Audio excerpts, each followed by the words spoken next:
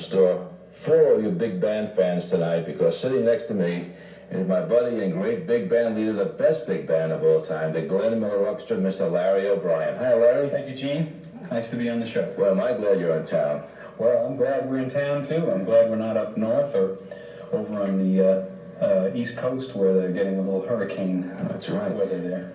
There's no doubt about my favorite band is, of course, Glenn Miller. It's been all my life.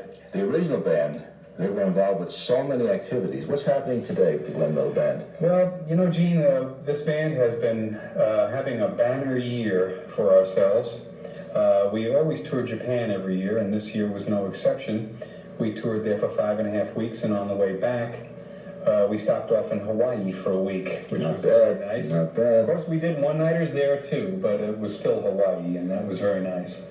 And then shortly after that, after we came back, we boarded the QE2 with members of the 8th Air Force Association and many Canadian veterans, and sailed across the Atlantic to England and France to participate in the 50th anniversary of D-Day celebrations over there.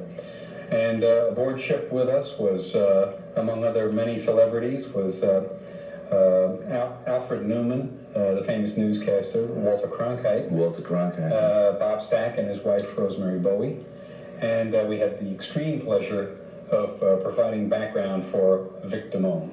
He sang with the band. Sounding great, just great. He did sing with the band. Yes, he did. And it was a treat for the band, and I think it was a treat for Mr. Damone, too. He said he really enjoyed himself. And then after that, when we came back, we did an album. We participated in an album with Barry Manilow. That's right. A thing called Singing with the Big Bands, in which Mr. Manilow sang Chattanooga Choo Choo and Apple Tree with the Glenn Miller Orchestra, and then had the good taste to do Moonlight Serenade, but with a beautiful string arrangement by Artie Butler. Isn't that great, nice? big, beautiful string section. And for my money, that track alone is worth the price of the album. Right. I noticed in one of your concerts, you made mention about the gold records, talking about the actual Glenn Miller gold records from the original civilian band. That's right. A lot of people aren't aware of the fact that the first gold record was issued to the Glenn Miller Orchestra, the very first one. A lot of records sold 1 million copies before that, but the gold record was, the first gold record was awarded to Glenn Miller, and that was for Chattanooga Choo Choo. That's right. And the band did 8 gold records after that, 8 in a row, and making 9, and they did it in a period of 18 months. That's a record, isn't it? Yes, it is. It's a record nobody has equaled since. You're kidding. No one. Not even Elvis. Not even Elvis. Or he hasn't yet, let's put it like that. And also the band had, I think it was something like 37 records that were in the top 10. It also had, I think it was 125 records that were in the top 30. So the band was on fire back then. Because I was just a youngster at the time, but they say that on every jukebox, every other record, was a Glenn Miller hit. I wouldn't be surprised, not at all. I was kind of young then myself. But we pay tribute to the jukebox, that great old machine that used to provide us with some of our musical entertainment, by doing Jukebox Saturday Night.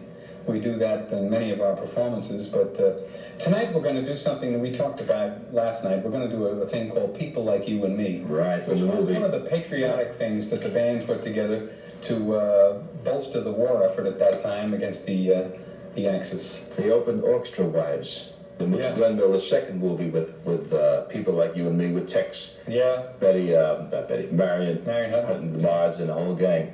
And that's a real kind of a swinger, as we like to say. One of the things I wanted to touch on before we get any further is the fact that also we played Carnegie Hall just about 6 weeks ago, and we did it with the New York Pops under the direction of Skitch Henderson, and it was almost 55 years to the day of Glenn Miller's Carnegie Hall concert. That's right. And it was a big, big thrill for all of us. You know, there's only one Carnegie Hall. That's right. And to play it with an orchestra like the New York Pops under the direction of such a fine man like Skitch Henderson was a double treat.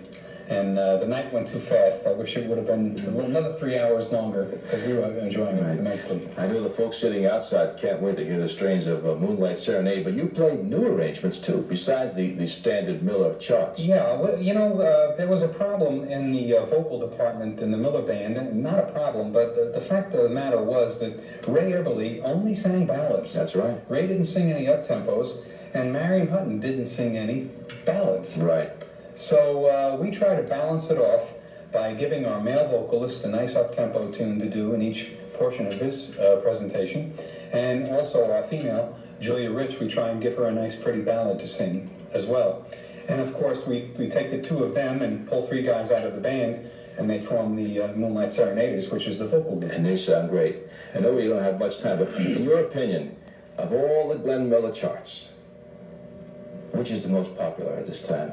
The most popular is undoubtedly In the Mood. That's still the one. It's even on a Japanese automobile commercial where they say they're going to put you in the mood. I think it's, I guess I'm not allowed to say the name.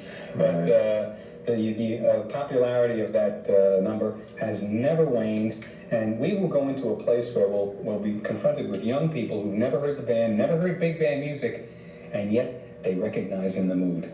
One more thing, you mentioned at last night's concert that there were so many young people. Yeah. We're delighted at the fact that we are drawing a younger audience because, let's face it, that's our audience 20 years down the road.